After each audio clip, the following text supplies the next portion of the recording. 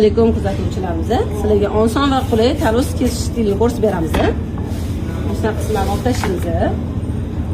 Tarvuzimizni o'rtadan bo'lib olamiz. Chiroyli qilib. Maşallah. Buni ham o'rtasidan bo'lamiz.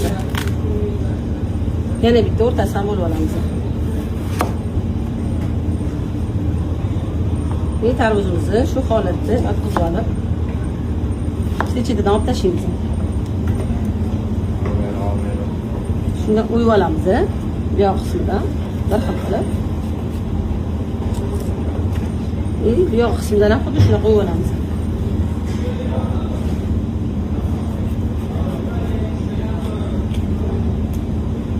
Ingichka qilib kesamiz.